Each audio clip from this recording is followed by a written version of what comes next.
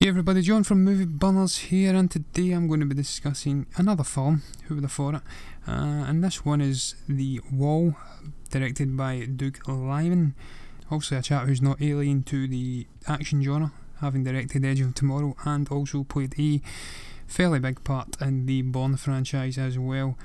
But this film doesn't really share much with either of those. It is more of a psychological thriller that features the acting talents of a certain Mr. Aaron Taylor-Johnson, who is one of my personal favourite actors out there at the moment. And that alone would have interested me about this film anyway, just his involvement. He usually doesn't disappoint for me. The fact it's a fairly short film as well, coming in at a mere 88 minutes long, was another attraction, and I have to say, each and every second of this film is well utilised.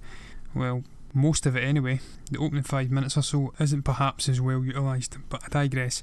It's a fairly simple story in truth. It's basically based around two US soldiers who are sent on a scouting mission to check for an enemy sniper that's terrorised and killed various different contractors and other organisations that went out to check the area. And it's basically set within an isolated desert region within, I believe, Iraq. There is Alan Isaac, played by Taylor-Johnson, and Shane Matthews, played by John Cena. The former is more of a recon man surveying the area for potential hiding spots where a marksman might be bunkered in, whilst the latter is more of the gung-ho sort of a chap. Matthews soon becomes bored at their tedious waiting game, perched on a hill, and makes the foolish decision to have a little stroll down for a closer look. And this is really the spark in the film which kickstarts the plot, really the moment where the shit hits the fan, if you'd like. And after this point, I have to admit, I never really took my eye off the screen. It really did engross me in a way which genuinely surprised me.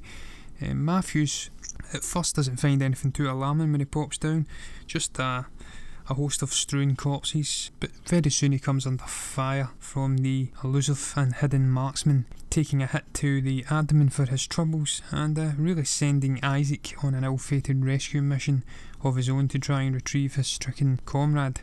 But all he really succeeds in doing is taking multiple shots himself, including one to his water bottle, radio antenna, and more seriously to his knee. Now this is a frankly incredible piece of marksmanship, and it really forces him to dive behind a dinky little wall that's practically and literally at some points falling apart. He then almost immediately sets out to try and stem the blood loss, as you'd imagine, and even attempting to formulate a plan.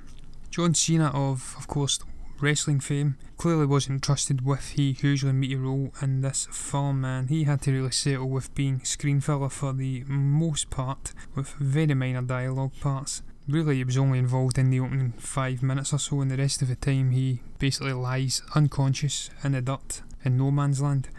But needless to say, The Wall is very much a Aaron Taylor-Johnson film. I mean, perhaps stating the obvious there when his co-star is John Cena and another fairly unknown actor, but from a performance perspective, it is without a shadow of a doubt his film. He dominates it in terms of screen time. I would almost say it was a one-man band effort, but that's not quite true. We do have the character of Juba, played by Laith Nakli, who is the sniper, and he's really ever present in this film, albeit constantly off-screen, only really interjecting at key intervals to verbally harass and torture the increasingly forlorn-looking figure of Isaac. Incidentally, they two play off each other fantastically well in this film. There's a real verbal game of cat and mouse throughout, which intelligently increases the tension whilst effectively giving us an insight into both men's personality and motivations for being where they are at that moment in time. A good example of this being when we discover the pent-up anguish Isaac has surrounding a unfortunate friendly fire incident with his friend, and also the humanising story which Juba tells of being a teacher prior to his escapades as a sniper, and really witnessing the school being hit with a bomb. And this builds a backstory, creating an emotional connection to each character, and ultimately has me rooting for Isaac to succeed. Which brings me nicely and briefly on to the ending.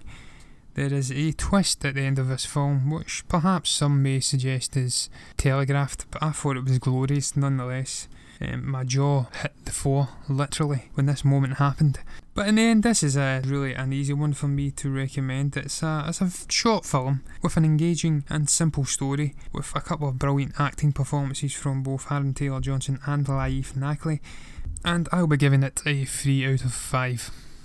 Remember guys, if you're enjoying the content we're putting out, then be sure to subscribe to us on YouTube and iTunes, and give us a little follow on Facebook at Movie Burner Entertainment and on Twitter at Movie Burners. You can also catch up with all the latest reviews we're putting out at the Movie Burner blog on movieburnerentertainment.org.